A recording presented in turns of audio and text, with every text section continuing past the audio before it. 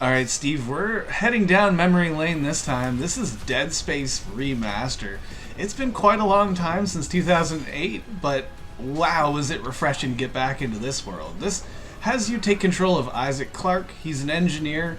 You're there to investigate the Ishimura, and we're not really sure what's going on in there at first, but it doesn't take too long for things to get way out of hand, and that's where your adventure begins. You're facing all sorts of these horrible monsters, and I remember it scaring me back in the day. I'm a little older now, but it still carries that same creep factor. I'm a huge fan of this, and the graphical power of the new consoles. Yourself, you're on the PlayStation 5. I'm on PC this time around, so we have a bit of a different perspective, but I think it's safe to say that it's impressive regardless. That's for certain. But I've had a little bit more experience in this before. I've played through 1, 2, and 3.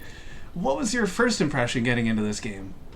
I have to say, first impressions was wow. It absolutely visually gorgeous. I liked the way they've done the lighting in the game. They really capture the dark kind of cargo ship atmosphere. And I have to say as well, I know we could sort of go a little bit quicker on this one, but it is definitely backed up by the audio. The music in the background that sort of sets the atmosphere and the dripping water and stuff like that. Absolutely phenomenal. How was it on your PC? Oh, it looked gorgeous. I have to agree. I have a 1660 graphics card, so there's certainly newer hardware out there now, but I was not struggling at all to play, and it was gorgeous. The lighting is something that's really important in this game because it's a dark, dingy spaceship. It makes sense. But the audio has to be by far my favorite aspect of it. My memory from 2008-ish serves really well, as it was the first time I had 3D audio headphones. And I was able to hook that up. It was the Xbox 360 back in the day, and it was amazing. The audio has only been improved upon in my experience here.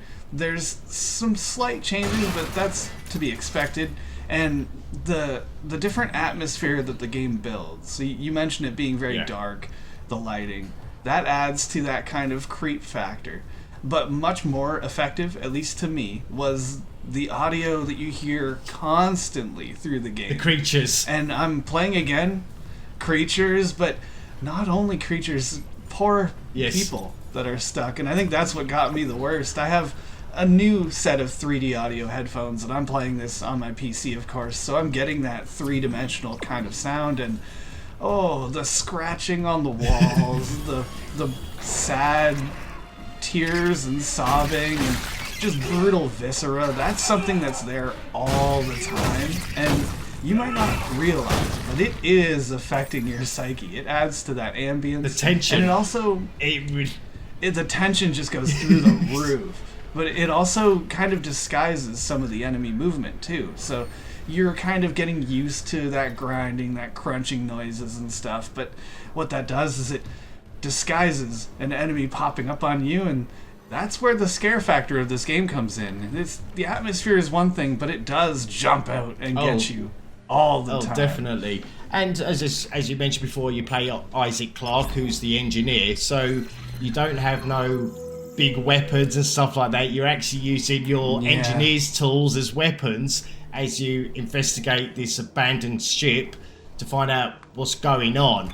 And I have to say, like, the controls on this on the PS5 were very smooth.